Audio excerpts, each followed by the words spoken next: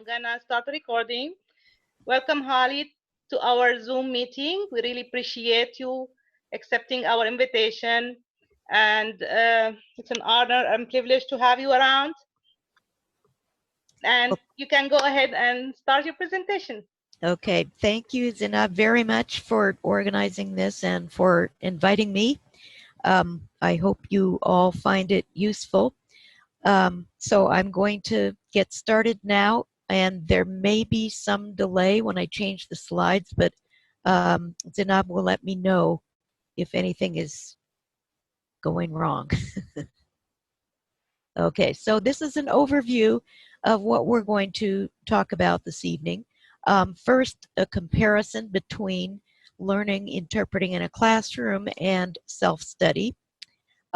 Then I will define deliberate practice or reflective practice, as a lot of people call it. And I'll go over some tips about how to use the ACEBO materials for self-study and give you some pointers about developing your own materials. So first of all, the pros of self-study are that you can work at your own pace. If you take a class in a traditional structured environment, you go at the pace of the class, and with interpreting classes in particular, you always have a mixture of people at different levels of ability and different language proficiency, so it can get kind of frustrating. If you're working on your own or with a small group, you can tailor the pace to your own needs. You can also tailor the practice to your own strengths and weaknesses. So you can focus on simultaneous if that's your weak point, or focus on memory or note-taking or something more than the other aspects of interpreting. And you can work with a variety of materials. You're not stuck with whatever the teacher chooses to give you, although obviously the downside of that is that you have to choose your own materials. But we'll talk about that later. But I think it gives you a lot more self-confidence if you do self-study, because you know you've done it yourself and you have a better sense of what goes into interpreting. A lot of times when you're in the classroom, you spend most of your time listening to the teacher, and that's not very helpful. If you have a very good teacher, they engage you and give you lots of structured practice, but a lot of times you don't get that in a classroom. But the cons of self-study are that it's really difficult to get any feedback at all, let alone the feedback of an expert. If you have a small study group, then you can give each other feedback. Sometimes it's like the blind leading the blind, but at least you get some feedback. If you're working entirely on your own, you really have no way of measuring how well you're doing. You also have a harder time identifying your own strengths and weaknesses when you study all by yourself. Sometimes you're making errors and you don't realize you're making them, or you don't understand why something is particularly difficult for you. In self-study, it's really hard to maintain motivation. That's why, again, a study group like what you have here, organized by Zinab and Amin, is a way to keep yourselves going. You have regularly scheduled meetings, so you know when they're going to happen and you prepare for them. If you're working entirely on your own, it's really hard to maintain your motivation. You have to develop a schedule and really force yourself to stick to it. The other problem is you may not know what materials are appropriate to practice with. A lot of people might try to do simultaneous interpreting of news broadcasts, for example, and that's not appropriate because it's really fast, it's densely packed with information. It's not the kind of speech that interpreters normally deal with. Even the exams are not as densely packed as a news broadcast is. So if you do have a study group, you can give each other feedback, and you can say, please pay attention to my pronunciation in English, or please pay attention to whether I'm getting all the details in consecutive interpreting, or my delivery and pacing in sight translation. You can ask people to pay close attention to specific things that you're working on, or you can just ask people to give you an overall perspective. When you work with each other, then you have a variety of voices and accents. You've mentioned that you all come from different parts of the world. Arabic is particularly diverse, I know, in the language as it's spoken in all the different countries. So you bring different things to the table, and you can practice interpreting for each other with these different voices and accents. Sometimes when you get commercially developed materials, like the ACEBO materials, that the one that we do have in Arabic, it was recorded by a single person, developed by a single person. So all you got was his accent. You have more different sources of materials, because if you have each member of the group bring things to practice, they all have different resources. They subscribe to different publications, or they have relatives who can provide them with things that you can use for practice, or some people are just better at scrounging or scavenging things on the internet than others. And you have a sense of camaraderie. You don't have that isolation of somebody working entirely on his own.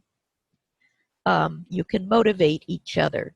Sometimes you'll have a bad interpreting session and you feel really down, but your colleagues can tell you what you did well.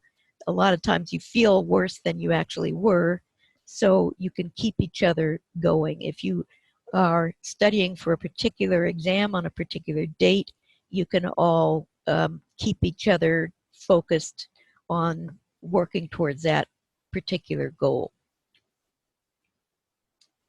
So deliberate practice is what you want to engage in, whether you are working by yourself or in a group or in a classroom.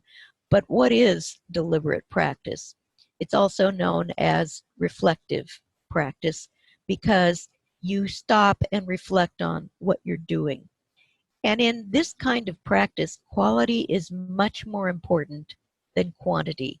It doesn't matter how long you practice or how many different speeches you interpret or documents you sight translate. What matters is what you get out of them. People always say practice makes perfect, but practice without any feedback and without reflecting on what you're doing does not make perfect. It just means you're making the same mistakes over and over again. When you do give each other feedback in small group practice, you want to give constructive feedback. You want to give people the honest truth. Don't just say, oh, that was great, now let's move on. You want to point out specific things that were done well and things that were not done so well. I've seen students working with each other, and a lot of times a student will finish an interpretation and the classmate will simply list all the errors in order, regardless of how important they were or whether they're really that constructive. So instead of just listing every single error, it's better to establish a hierarchy. Obviously, meaning errors are much more important than pronunciation or grammar or other minor word choice errors. You can point those out, but if somebody has made a major meaning error, that's where you want to focus. And if they also have some minor grammatical mistakes here and there, that's not so important to spend time on. You can just mention it in general. Work on your subject-verb agreement or something like that. And if, as I noted before, you can tell people what weaknesses you want them to focus on, then they can give you help with those particular things. In deliberate practice, and this is whether you're on your own or in a small group, One of the most important things is to record yourself as you do the interpreting. Everyone hates to hear their own voice, but it is really a major part of deliberate practice. So you record your interpretation, then you play back the interpretation, and you compare what you said to the source message.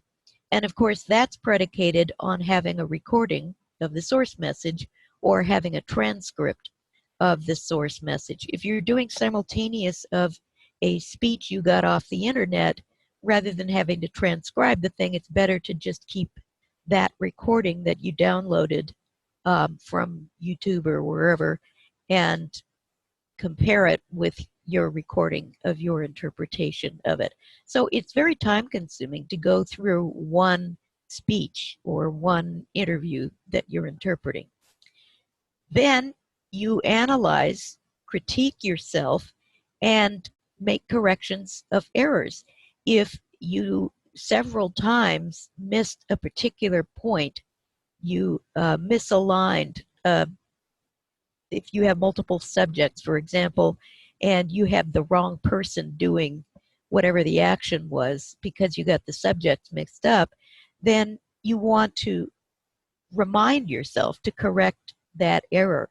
Or if you are consistently leaving out details, you want to repeat the exercise and focus more on those details. So you repeat the same speech or the same interview that you interpreted before. With something like a short consecutive question and answer, it's harder to do that.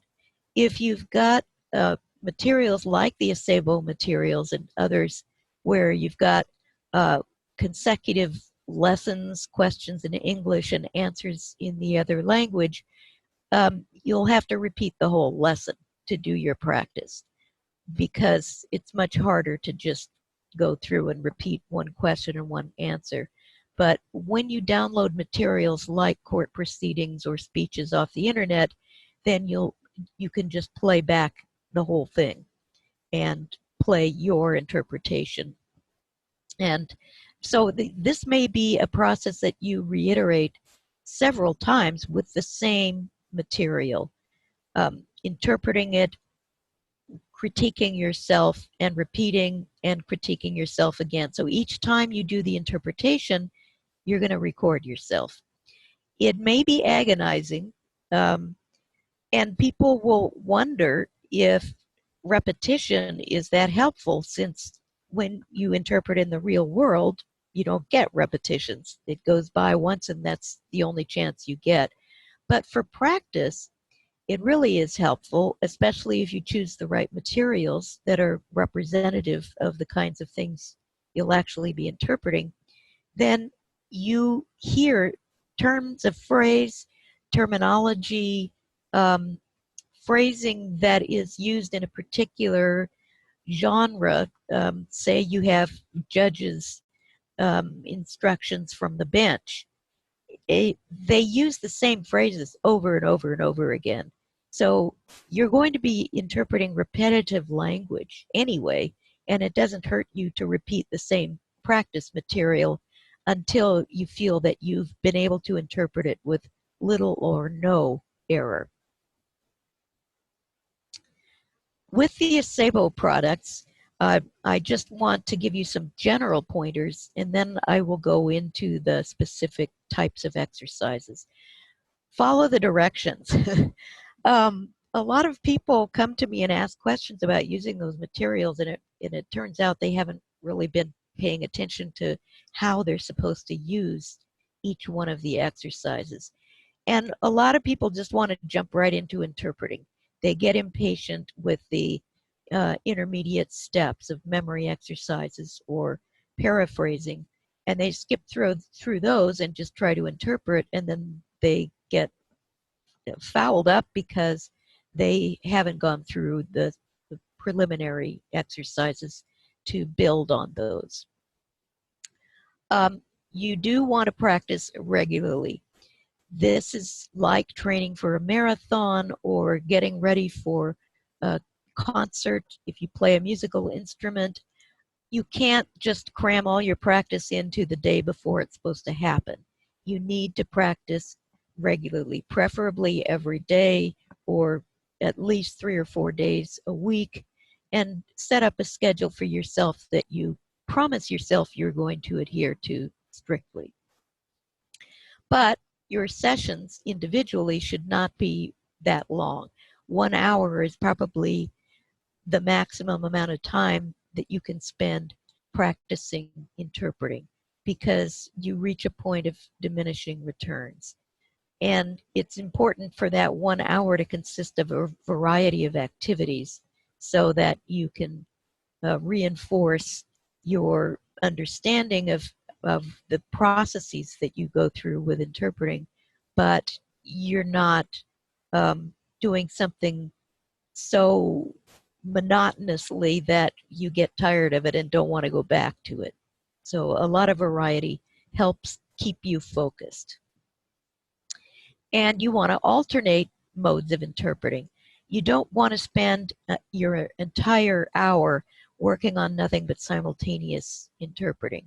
So you probably would want to, for most practice sessions, spend some time on each mode of interpreting. Simultaneous for a while, consecutive for a while, and sight translation for a while.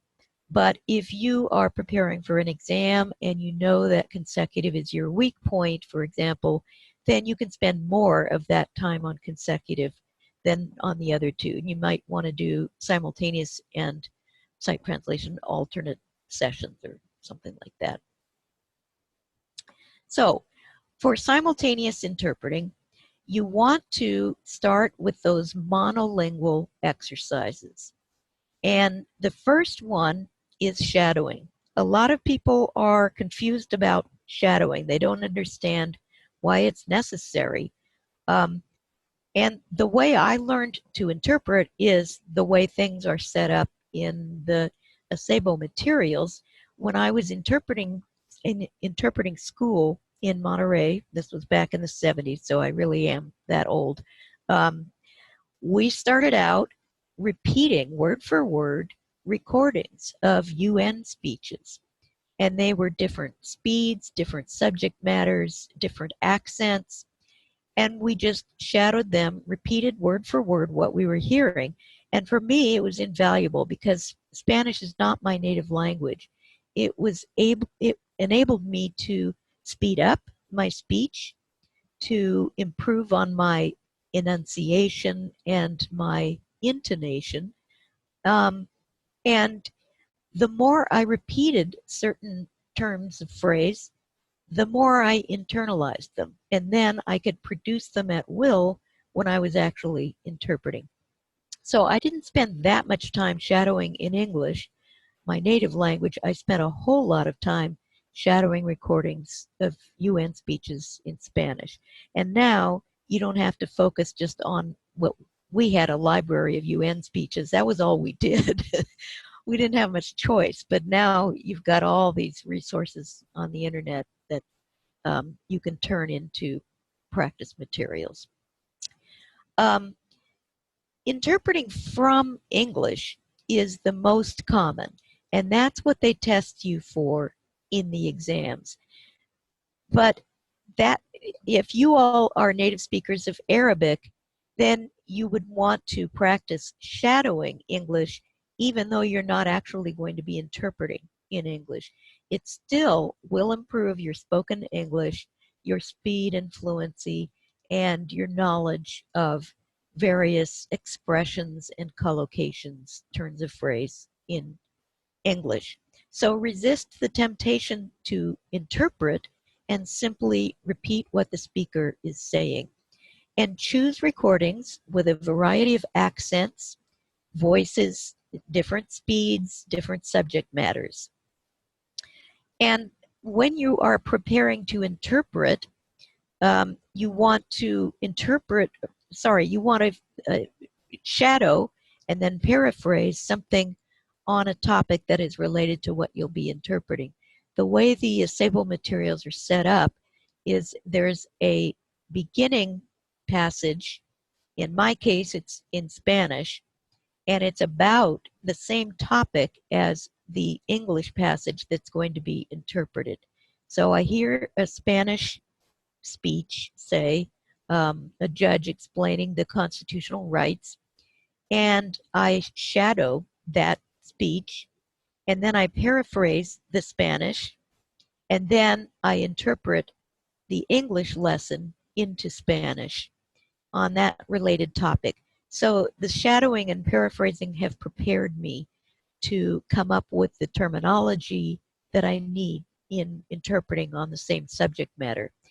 But if you're working just on shadowing for the sake of shadowing, because you're trying to improve your simultaneous interpreting skills in general, and you're not working with court-specific materials for an exam, then you don't have to worry about shadowing the same topics that you're going to then interpret.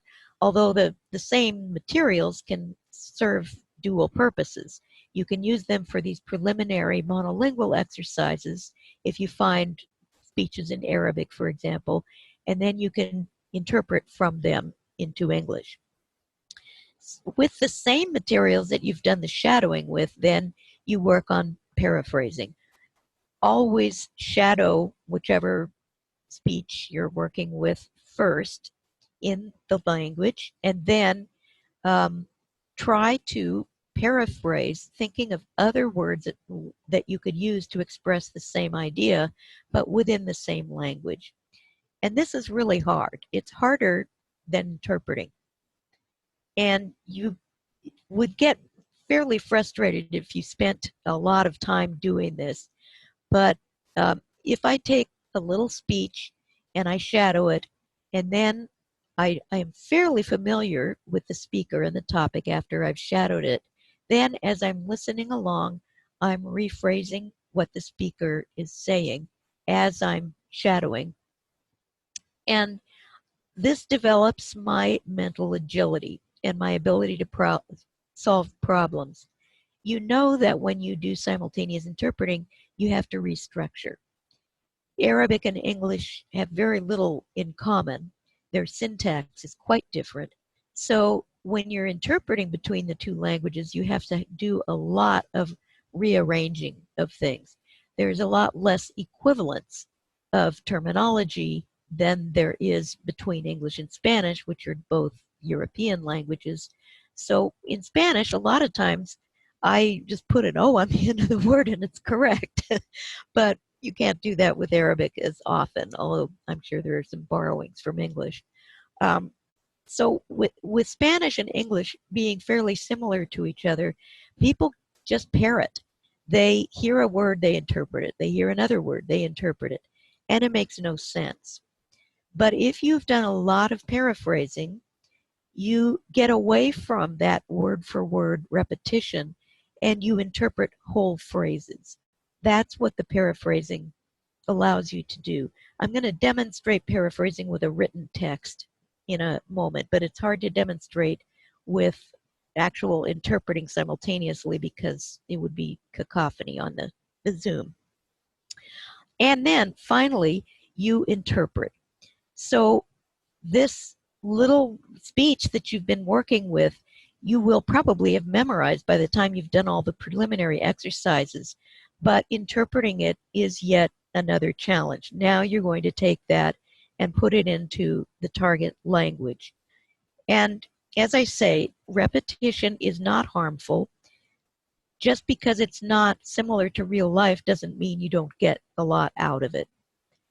Then you interpret that little speech and you record yourself. You listen to your recording, you critique yourself, you remind yourself, I'm going to get that word right next time.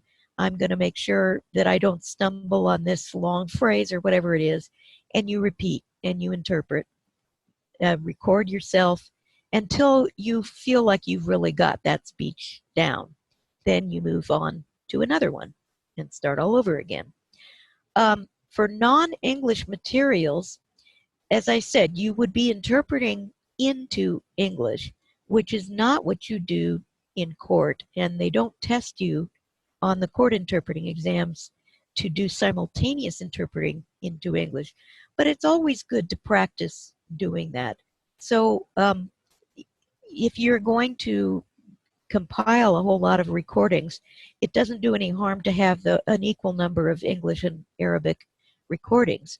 And of course, if you're going to be interpreting in other settings like conferences or business meetings, then you would be interpreting a lot from Arabic into English also. In consecutive interpreting, again, you start with monolingual exercises first. Don't leap right into trying to interpret. First, you want to work with listening exercises without taking any notes, just listen. And it's helpful to have short news briefs, articles about a particular incident that occurred, or someone expressing an opinion about something, but very short. You listen to them and you repeat as much as you recall in the same language. And then you practice different approaches to what you're hearing. A lot of times, as you hear someone telling a story, there are steps in the story. First I did this, then I did that, and then this happened. And it helps you to do some chunking there. Divide this speech or this little story into different units of meaning. And I find counting on my fingers a really good way to do that. When I started out interpreting, I instinctively counted on my fingers to make sure I covered everything that the person had just said. And I realized that was a way of chunking. It's taking a big, long segment of words and grouping it, organizing it logically so that you can remember it better.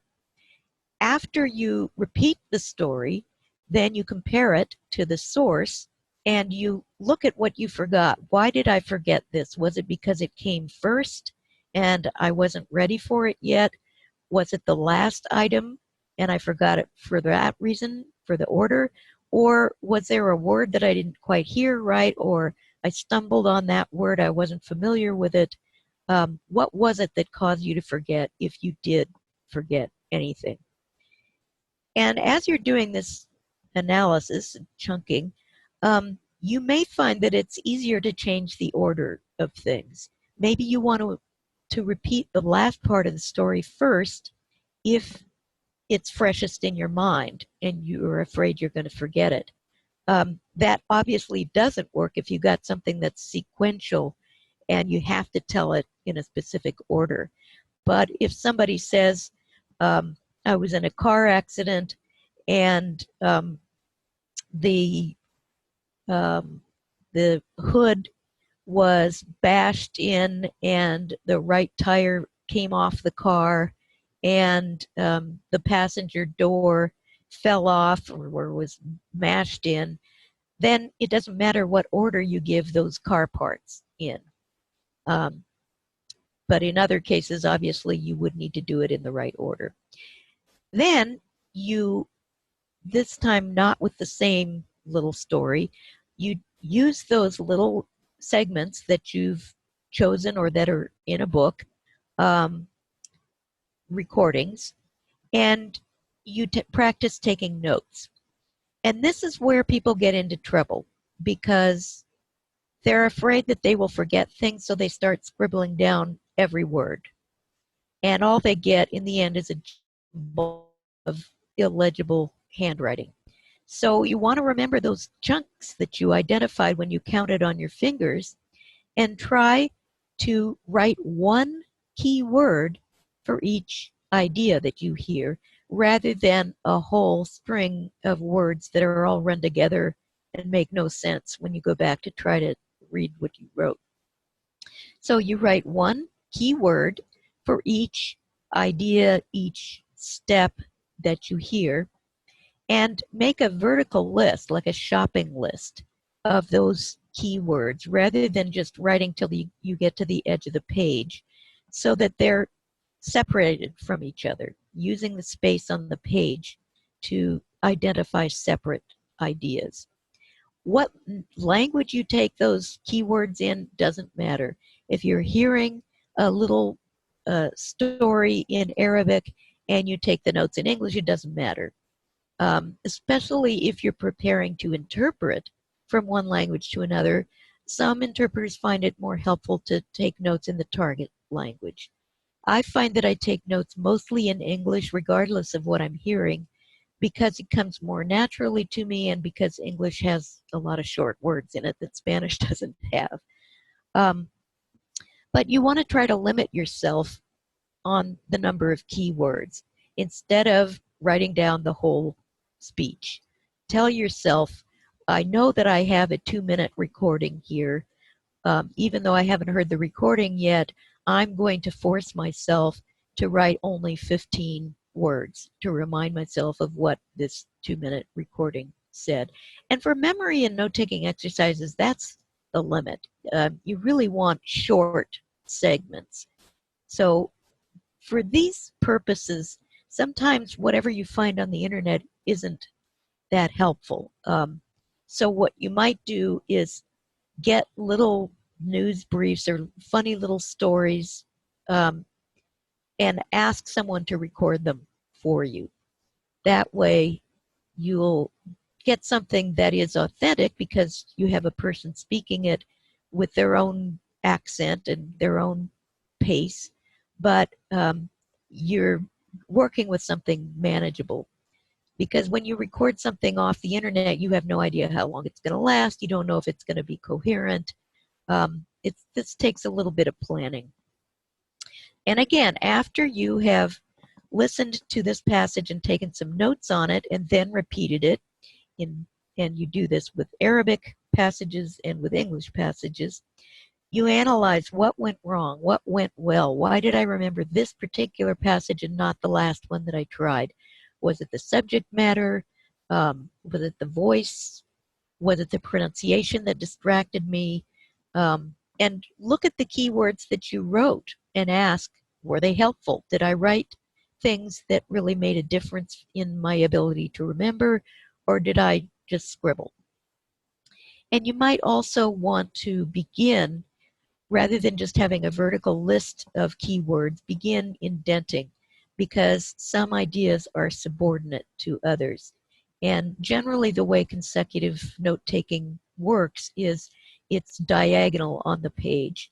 So the main ideas are on the left, if you're writing in English, on the left, and then subordinate ideas come indented to the right underneath, and then the next main idea begins at the left. That indentation saves a lot of writing because it can tell you the relationship of the different concepts just by looking at the page. And in addition to having someone record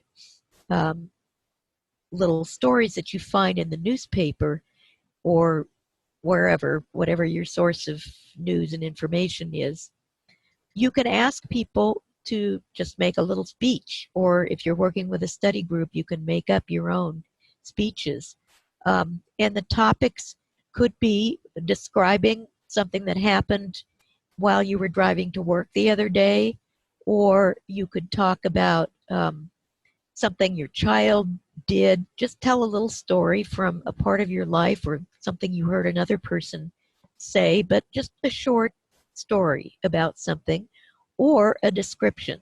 You know, in court, you get a lot of descriptions of things. People are testifying about what somebody looked like, or how the room was arranged where something happened,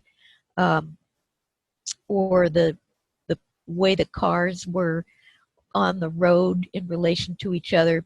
So you might ask someone to describe a scene, a room in their house, or what their yard looks like, or ask someone to give directions to get to a certain place. These are all really good ways for you to practice listening and note-taking, but with extemporaneous speeches rather than pre-recorded things. Things that are downloaded like from TED Talks or something like that, which often are way too long to use for memory exercises. But again, these things, if you get somebody to tell a story for you, have them record it. Then you can listen to it again, repeat it. I hope I'm not going too fast. More, Okay. more about note-taking for consecutive. Gradually begin to incorporate symbols and abbreviations in your note-taking. Little pictograms like a sunshine, or the sign that means prohibited, the circle with the diagonal line through it, or a stick figure walking, something like that, or mathematical symbols. I use the equal sign a lot. The greater than, the less than, things like that can save you a lot of time in writing. And common abbreviations from business or from medicine, the RE that you see in business memos, or ASAP, things like that. Even if the person didn't say do it as soon as possible, ASAP might represent the idea of doing something very quickly. So these are not necessarily abbreviations of the words you hear. They represent concepts of what you're hearing. And arrows and lines are really helpful for describing motion or causality or for emphasis. And I'm not giving you a talk about consecutive note-taking, so I'm not going to go into details about what each of these things looks like, but there are books that you can buy and there are workshops you can take in consecutive note-taking that tell about all of these different features of notes. And very importantly, use the space on the page to show the relationship of ideas with indentation, or also the way you draw the lines. If you draw a really bold, long line, that could represent a very quick motion. Or a line underneath a word could indicate that it's a stronger, like if somebody says, he hit me really hard, you can just write hit and then underline it to indicate the really hard part, to make it stronger. And while you're doing all that, don't forget to listen. The danger of taking notes is that it interferes with your listening. And hearing and understanding always has to come before note-taking. If you're going to take notes on something, you're going to lag a little bit behind, just the way you do when you're interpreting in Simultaneous, so that you hear something meaningful before you start taking notes on it. And because court and medical interpreting usually involve very short consecutive interpreting, a lot of times you don't take any notes at all. But if you practiced with longer segments and taking notes, that enhances your listening and your analytical abilities, so that you're able to deal with a short but detailed answer that someone gives without necessarily even taking notes on it. The kinds of things I'm talking about with the symbols and the arrows and the lines, I use very infrequently in my legal work. But I do sometimes, if somebody's going to give a fairly long answer, I'll use just a few little pictograms and arrows to remind myself. But most of the time, I really don't take much in the way of notes at all. That's more for longer segments of speech, which might come up in a medical setting or sometimes in court when people testify more at length than the normal question and answer. So in that context, turn taking becomes more important than taking notes on things. And that's another thing you want to practice, deciding when to intervene in consecutive interpreting. If you are interpreting for each other in a small group, then you can have people tell stories like a car accident or something, and practice intervening at the appropriate point to interpret what they're saying, rather than just waiting for them to stop. And in order to do that, you need to maintain eye contact with the speaker. If you are taking notes, all of your focus goes on the page and you forget to look at the speaker. If you keep looking at the speaker, that will automatically limit your note taking. And the notes really will be just an aid to memory rather than the end product. In sight translation, again, you will start with monolingual exercises. The first one being learning how to analyze a written text. And sometimes when you're sight translating, you just get a really short handwritten note, or you get a form that you need to sight translate for someone to fill out, and there are very short questions on it. There's not much to analyze. But if you get a long letter or an explanation of someone's rights or their obligations in a, say, drug rehabilitation program or something where there's much more language to be interpreted, maybe a police report or a probation report, then you need to learn how to do this text analysis. So when you're given a written text to sight translate, you want to do a macro reading first.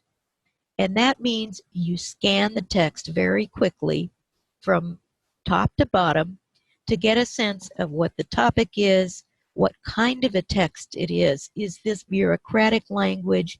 Are these instructions? Is it a warning? What's the genre of the text?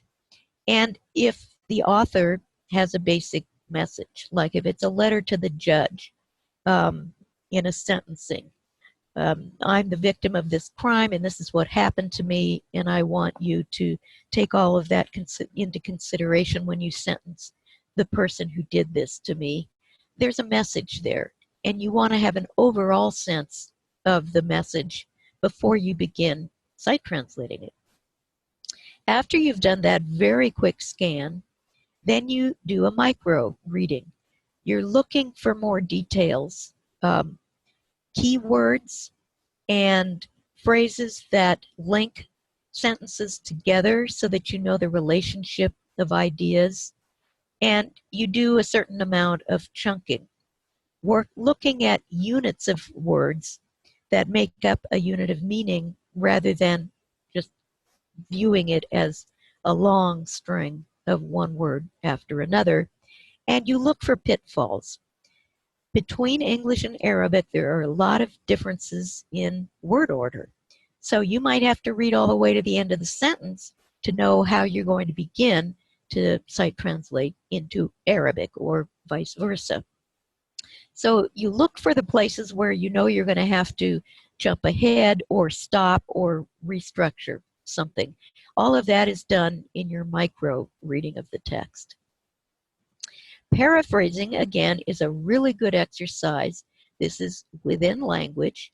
So I look at an English text and I rephrase it in English, or in your case, an Arabic text, so you rephrase it the Arabic, because it helps you focus on meaning rather than going word for word. Paraphrasing is harder than just sight translating in many cases. Staying within the same language and phrasing things in a different way is harder sometimes. Again, with English and Spanish, they're so similar that it's much easier to just translate the thing than to reword what it says in completely different language. But if you do that, a lot of paraphrasing, you develop your mental agility and your problem solving. And it forces you to read ahead. If you're going to say something in different words, you have to read ahead to see what it is you're working with. And all of those things are important for sight translation. There's nothing worse than getting halfway through a paragraph and realizing that you should have started a different way. Then you have to go back and start all over again, and it's very distracting for listeners. And finally, you do the sight translation of the same text. And if you're preparing a text for sight translation rather than for practicing one of these monolingual exercises, you still want to go through the macro-micro reading process. you want to look over the whole document just to know what it says, not thinking, how am I going to translate this? How am I going to translate that? What's the word for this? What's the word for that? That's very distracting, and you don't really get a sense of what the text is all about. So you do that scanning first to get an idea of what it's about, how it's structured.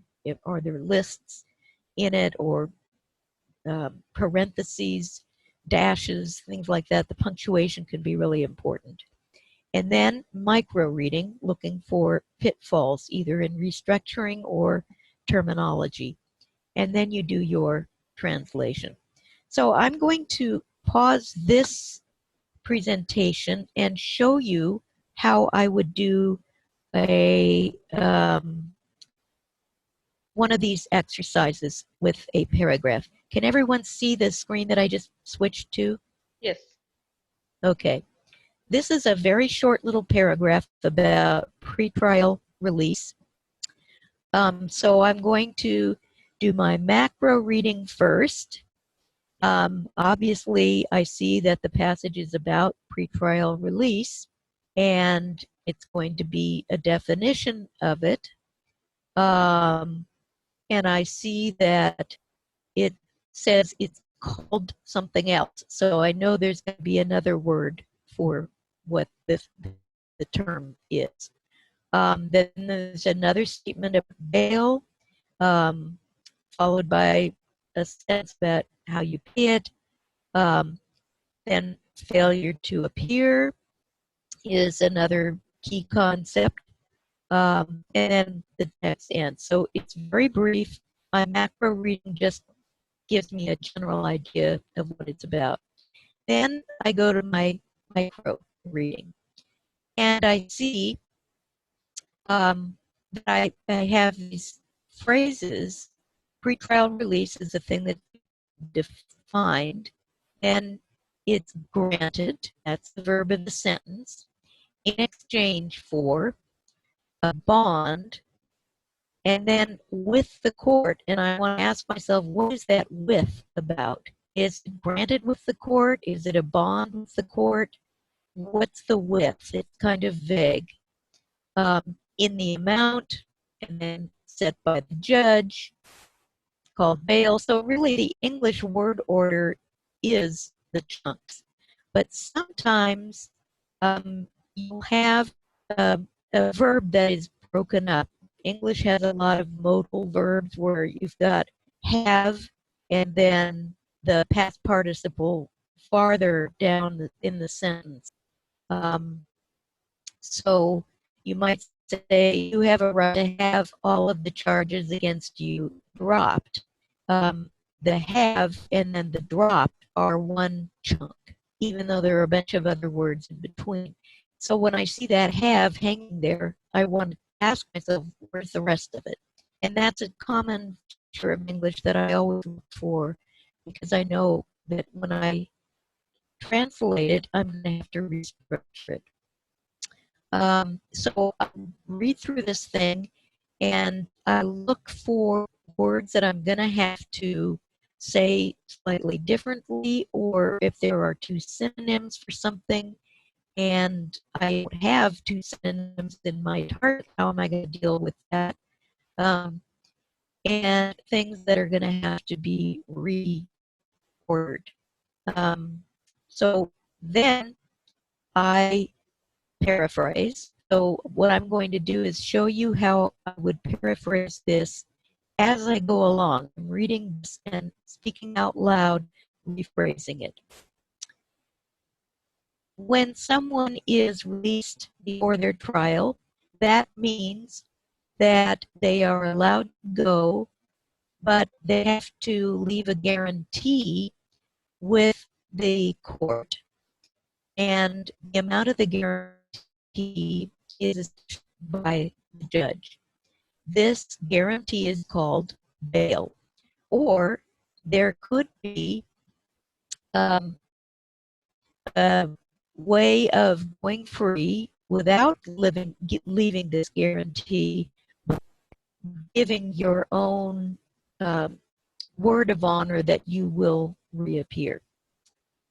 if you are going to pay this guarantee, there is a figure that is established that depends on the offense that you are accused of and on your history.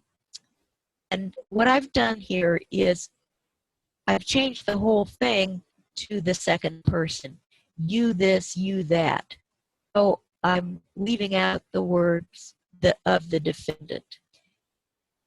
And I'm aware that as I'm going along, I have to think about that fact that I've suddenly switched into the second person. So I'm going to be consistent all the way through here. I can't suddenly say the defendant when I've been addressing the defendant the whole time. And that is a change that you might not think is justified for a court interpretation. For paraphrasing, sometimes you raise or lower the register and do things that you wouldn't do if you were interpreting something in court, because this is a mental exercise. This is designed to help you develop that agility and flexibility that you need for interpreting. It's a simulation of all of the restructuring that you do when you actually interpret between languages. So I hope that gives you like to paraphrase. And again, I have to know without in order to choose the right words. And the fact that I know the subject helps me quite a bit. Okay, I'm switching back. Let me go to the slide that I'm on. Seeing the PowerPoint slides now? No, your voice was breaking a little. I think the net is slow again, so we don't see the slide yet. Yeah, I did get a message. What are you seeing on your screen? The same like site that you had. Now I see it. Now it's gone. Now it's good, Holly. Okay. Yeah, there's a delay. Yeah. Okay, so now you see it versus real life. Some of you may be preparing for a specific exam, and I want to talk a little about how you practice in preparation for an exam and how different the exam is from real life, despite what everyone says. They say it's a simulation of a court proceeding, and it is. There are a lot of different conditions that you're working under. First thing to remember is that you can make errors, and so I've taught a lot of students to prepare for these exams and make one beginning of the exam, then fall apart. Think, okay, it's all over now. But you make mistakes, you just make too many of them. In court, you don't want to walk in there thinking, I just need to interpret 80% of everything accurately and I'll be fine. In real life, you want to do as close as 100% as possible. For an exam, you have to tell yourself it doesn't matter by this is an artificial situation. Voice and your delivery are very important, not only for whoever's listening to your interpretation, for them to evaluate your skill overall, but it's important for your own peace of mind, your confidence. If you keep speaking in a measured way and act like you're confident, then you will be. You want to know exactly what the exam consists of.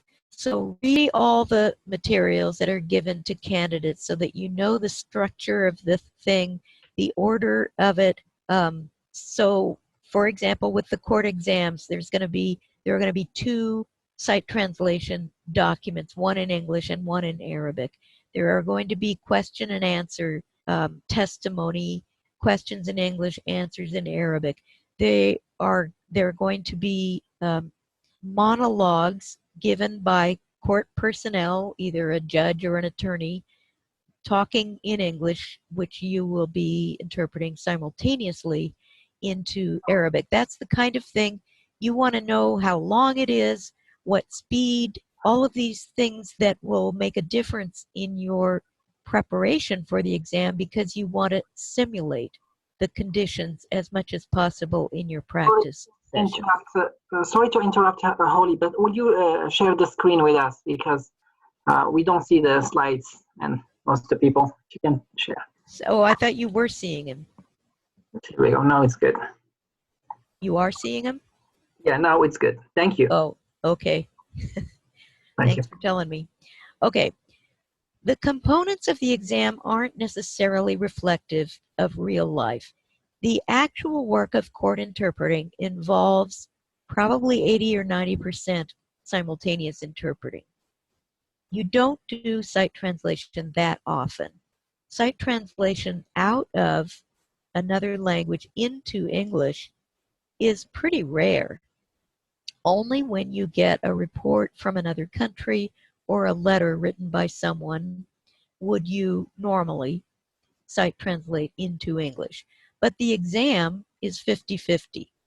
You have one document in each language, and consecutive is a full third of the exam, even though it's only a tiny part of what you interpret in court.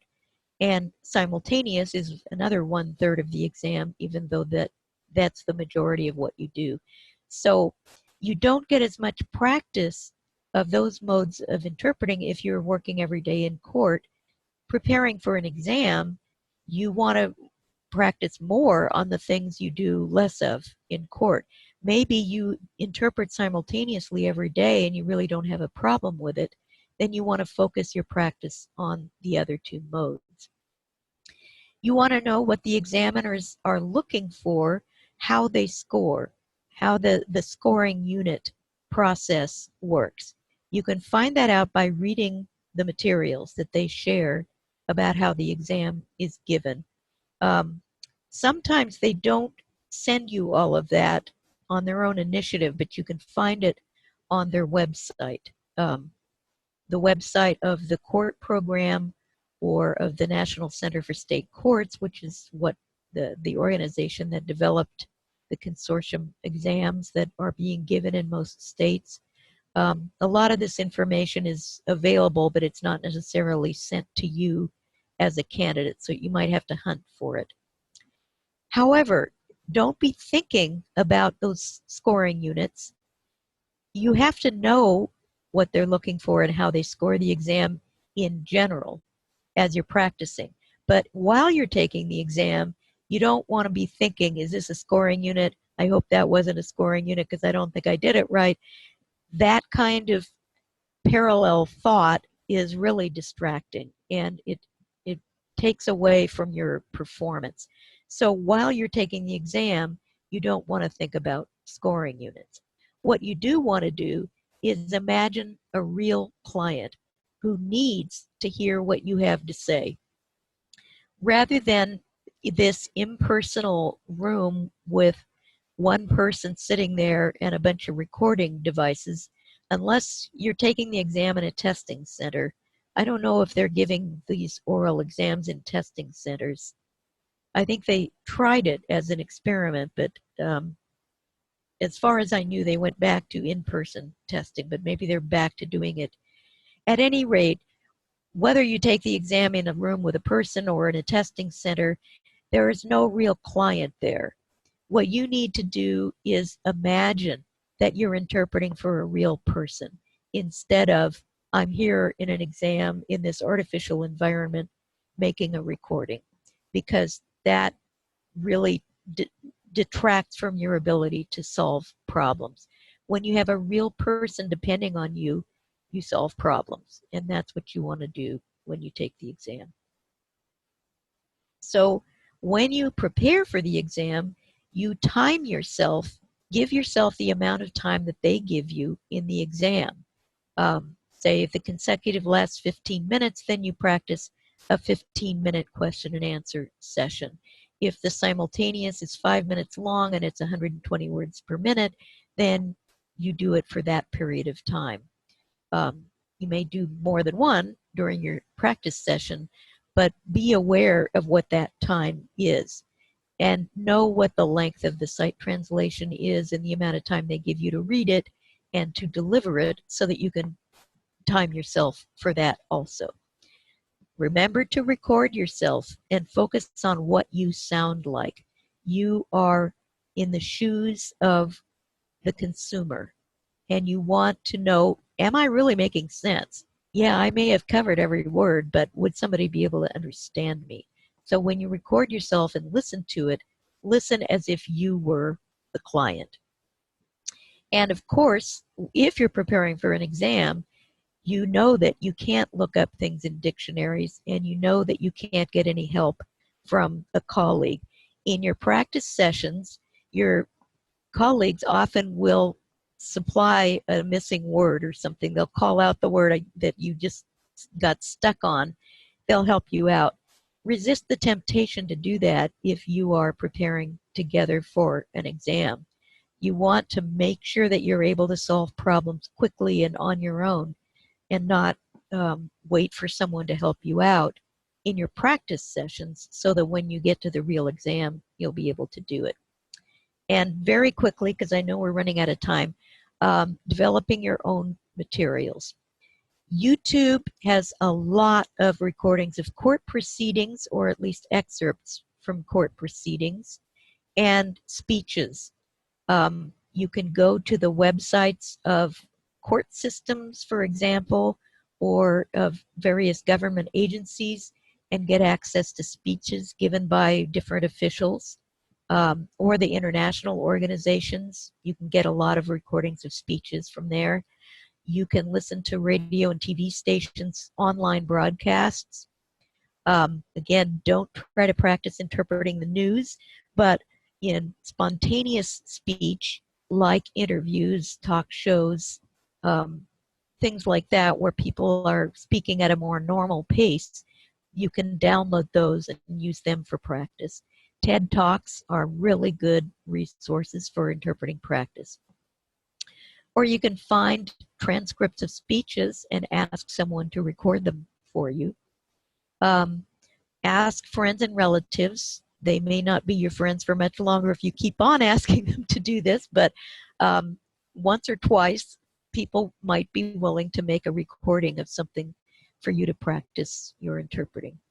And I find that government websites have a lot of information on there for the public that is similar to the kinds of information that you have to interpret. So get their fact sheets explaining things like conditional release, or domestic violence, or whatever kind of case or law you're looking for. You can find a lot of information that's good practice for site translation or for recording. But make sure you keep recordings of things so that you can compare with your interpretation. So I know that I've talked a lot and given you a whole lot of information, but you can keep the recording of this and view it again if you need to. Does anyone have any questions? You can unmute yourself if you need to speak.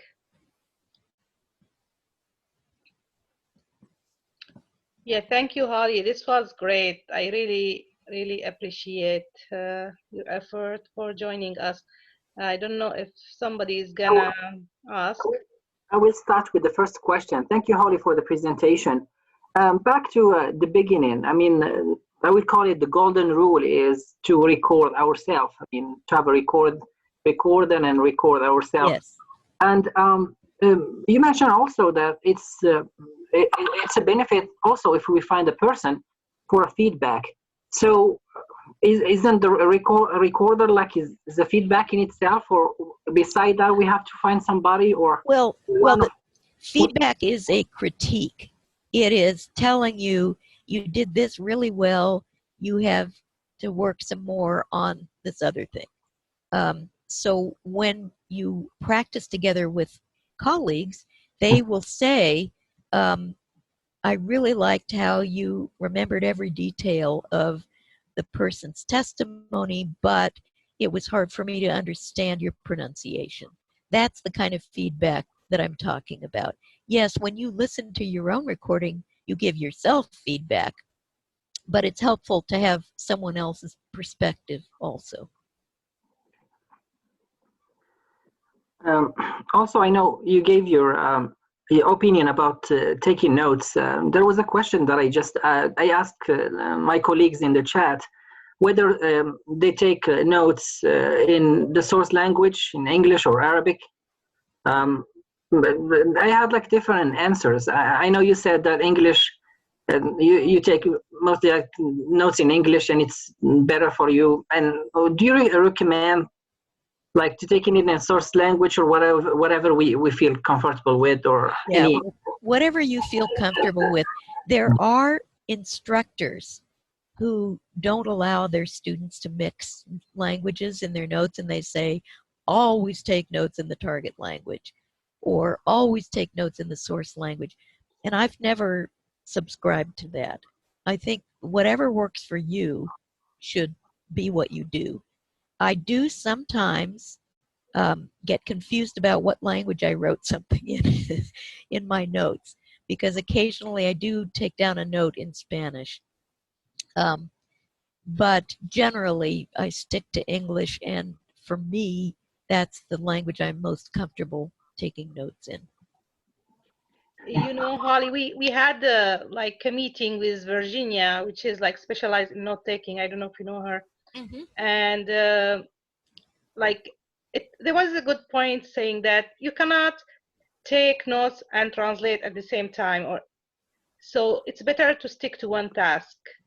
Because if you're gonna take note in the source language, then try, or like you're okay. But let's say in Arabic, we write from the right to the left instead of left to right. Mm-hmm. There is a lot of words that does not have a fast equivalent where it comes really fast, especially if we're gonna talk about idiom, like in cultural related words and stuff like that. So it's gonna be doing like a double task or more than multitasking when we're gonna, if we're gonna take a note in a different language than we are listening to. So it's better to stick to taking notes to the source language in the same language instead of translating that language. You know what I mean? Yes, but the notes should be so succinct that there's very little language in them. Yes, there are some key words, but you also have a lot of lines and arrows and mathematical symbols and things that aren't language based. And I don't know about the left to right difference. I know there are a lot of languages like German that just don't have any short words. And so I think that English is more efficient for me to write in, whether I'm hearing English or hearing Spanish. You just need to experiment. You're right about the double work of translating and taking notes at the same time, but what you're taking notes on really is just raw meaning, not associated with language, if that makes any sense. I think Mahmoud has a question in the chat. Go ahead, Mahmoud. Unmute yourself and go ahead. Why do you think the passing rate of the court exam is higher in Spanish than other languages, such as Arabic? Spanish speakers have much more training available to them. They can take classes. There is a lot of practice material commercially available. They can go and observe Spanish interpreters in any court. Arabic has fewer resources available, at least for court interpreting. And I think that the difference between Arabic and English is so much more that it's probably just plain harder. It's hard to interpret no matter what, and it's even harder when the language is so different from English in its structure. You said something in the beginning that was great, that when we are training, we are in the blind because like we don't have materials. Yeah. That is in our language. Yeah. You told us it's better to shadow in our language, which is right. when I first started, the only material I had was like yours in English, Spanish, and the CD that you had recorded Arabic, English, which it did help me a lot, but it was a UN interpreter, not a legal interpreter. Yeah. So there was a lot of terms that did not fit for the exam. Yeah. Yeah, I see Elaine would like to speak. We Raising have her hand. from Elian and then Abdulaziz. Go ahead, Elian. Yes. Hi, Holly. My question is more of a general and a dilemma. I have a BA in translation, and in my school, I used to study with my friends, and we had a teacher who would do with us site translation. And as you said, it was a little bit there, but at the same time, I had to do it. So it wasn't up to me to practice. Now that I moved, and that was a long time ago when I was still young, now that I am practicing for the court, for the criminal, the court state test, I feel it is way harder to shift because I don't have a teacher who is guiding me. I don't have colleagues who are studying with me, and practicing by myself. Sometimes I feel like I am really going crazy because it's just like going to the gym. What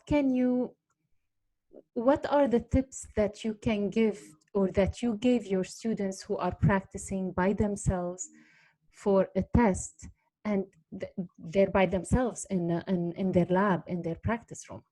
Well, you're not by yourself because you know Arabic interpreters in this group.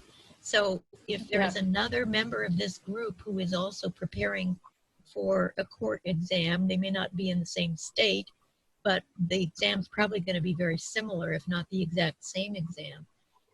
Form a group of 2 or 3 people and get together on Zoom or Skype or FaceTime once a week, twice a week, and practice in your little group. I think that will give you the motivation and the perspective that you need instead of just trying to be your own critic and trying to put together your own materials. Okay, thank you. I can answer Elaine too, what I did. First, I was studying by myself with all the materials available. Second, I started sending my materials for somebody else to translate it for me. And then third, created a group of people who are going through the same exam, and we started practicing together and recording. That helped a lot. But for me, also helped me study by myself. So you have to do all of them.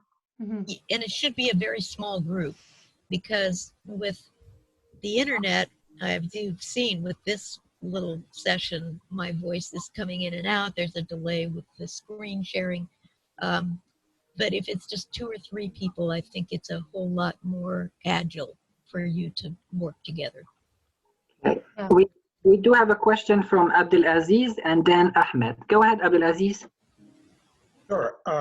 First of all, Mahmoud, I hated your question. Okay, you're opening eyes here.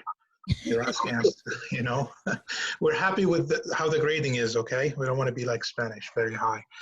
But anyway, my Holly question, did not see the chat, so she doesn't know what you're talking about. Yeah, I didn't. Oh, yeah. About the passing rate? No, but he asked the question, Ahmed, about the passing rate. Why is it higher for Spanish and not for Arabic? Yeah.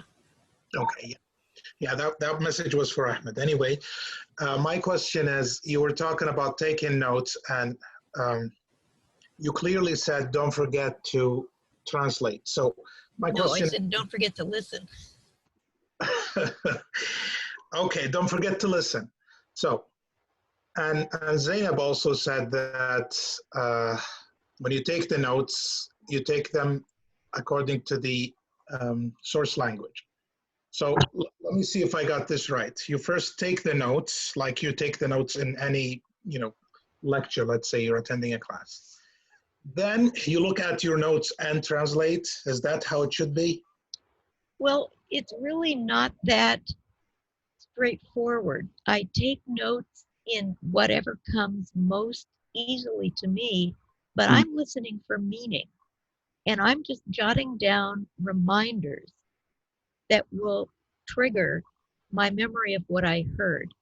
So the notes should be something that you can just read at a glance at the page, not an entire speech that's written down. So there is a lot that's visual in the notes. It's not word-based. And I don't pay attention to the source or the target language. I just happen to take notes in English because it's easier for me. When I do choose a word to write, it's an English word. So you're But still utilizing your memory when you're listening. absolutely, yeah. When I'm listening, I am making a mental record of what was said, the content of what was said, and the notes are an adjunct to that. The notes are not the final product. They just help me remember. They remind me. Sometimes I don't even look at them and I remember just because Yeah. I organize the ideas in order to take them down, take something down on a piece I of like that paper, you and that mentioned. helps me remember it. Yeah, not to forget to listen, because that's my problem. Once I put my eyes down on the notes, Yeah, I just lose track. yeah. So if you're looking up while you're writing, you write a lot less. And it's That's easier true. to write little picture, little squiggles, little lines and arrows than it is to write whole words. Okay. Ahmed has a question. Go ahead, Ahmed. Hi, Holly. Thank you so much for your presentation. You're an icon in court interpreting studies, and it's a pleasure. It's an honor to hear from you. My question is, don't you think it's time to change this same size fits all in court interpreting exam? I mean, Arabic, some other minority languages don't have so much interpreters as like in Spanish. So don't you think that they should change a little bit the passing score? Or maybe require like some more professional development, some courses to take, but allow you to go ahead and practice this profession. Thank you so much. I absolutely do believe that more materials should be available for languages other than Spanish. And your group, Zainab, is working hard on developing materials for Arabic. There are other interpreters who have done similar things. So there is an effort, and it is acknowledged that there is not enough preparation for interpreters in languages other than Spanish. I would never advocate lowering the score for passing the exam, because a defendant who speaks Arabic has the same right to a good interpreter as a defendant who speaks Spanish or French or anything else. So you wouldn't want to lower the standards. But the fact that people are not passing the Arabic exam may not be due entirely to the lack of materials or classes. It may also be due to examiners who are too strict. Some of that is cultural, because education is different in the Arab world than it is in the United States. And I think the idea that the instructor is God and you don't question them has transferred over somewhat to people who are experts in the field in this country. It's not just Arabic, it's many languages in many cultures are much more strict about the use of language. And so I think that there may be examiners who are not flexible enough, and that may be contributing to a lower pass rate, which means that the examiners need better training for administering the exam. Yeah, you are right, Holly. I heard from some people working with Judicial Council that they're gonna lower the grade to 55%, and like for Arabic, and I said that's not fair. It's not fair for any of us who've been working hard to reach at 70, and because they're not gonna go backward. Number one, it's not fair for, like you said, the clients that to get like lower practicing interpreter or whoever gonna pass. Anybody will pass at that rate. That's not fair. So it's better to develop materials, give us something we can study, a glossary that we can, rely on when we want to know for sure if this is the right word and is this what the grader is going to accept. Plus, changing those graders. I'm sorry, I feel that the graders now, like you said, culturally are really strict and really tough, and we need graders that are fair. Yes.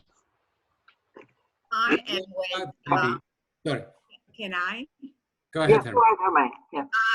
I am with Zainab 100% that there should be kind of standardized reference materials that when you are examined, if I'm Lebanese or Levantine, let's say Jordan, Syria, and Lebanon, I know that I'm using the same word when I'm going to take the exam, so I know that I will score that grade. But we don't have. You can go tons of references online, and you may say different, and I may say different. It has the same meaning, but probably the reviewer, examiner may not prefer that or prefer another structure of a word. Yeah. Well, I know that there is a much greater variety in the Arabic spoken around the world than there is in the Spanish. But there are significant differences in vocabulary and expressions in Spanish from different countries. And the examiners are trained to accept anything that is understandable to a Spanish speaker and that can be justified with some sort of reference somewhere, rather than just, well, I'm from Argentina and I'm only going to accept words that are used in Argentina. We don't allow that. They have to accept the Spanish as it is spoken and understood all around the world. Arabic is less amenable to that, I think. There is standard Arabic, I understand, and then there's Egyptian Arabic and Syrian Arabic and so on and so forth. But standard Arabic, as I understand it, is very formal and isn't always appropriate for casual speech. And that's where the variety comes in. So I don't know if it's feasible for the examiners to be trained in all of the varieties of Arabic to accept things. I don't know how it could be done, but I know that that's the problem, that you have examiners who are not flexible enough and who are looking for one particular way of interpreting something. I think we should have somebody that doesn't have a conflict of interest, that he is not interpreter in the field, he's a grader, just like we have in ATA and CCHI.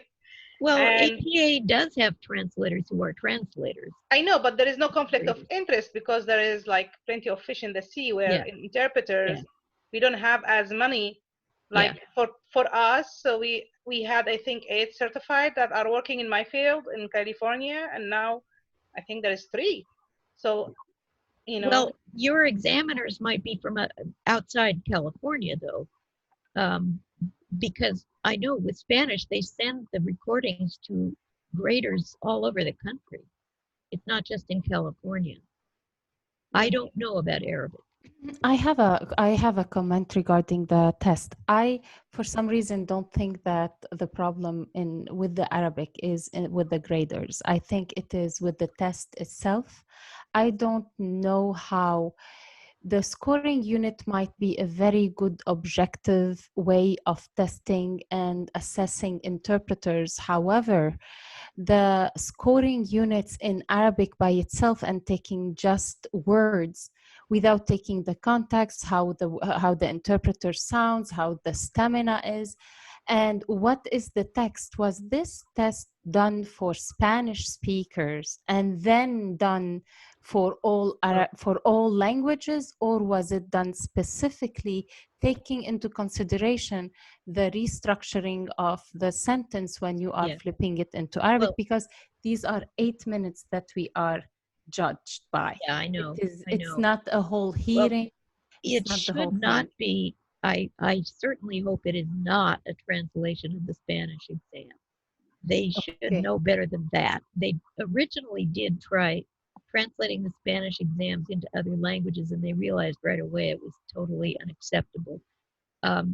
But I don't know if enough resources have been put in to test development to get an Arabic exam that is the same quality as the Spanish exam, just because the Spanish one was done first and there are so many different versions. They've got a lot more experience in test development in the Spanish language for court interpreting. Arabic is relatively new, and there are fewer experts in test development in Arabic. So that may be the problem, that they haven't designed it well enough. And Holly, you know that assessing interpreters all over the world, it's a dilemma, it's a controversy of everywhere, of every university, and every PhD candidate would like to say how to assess interpreters and how to test interpreters.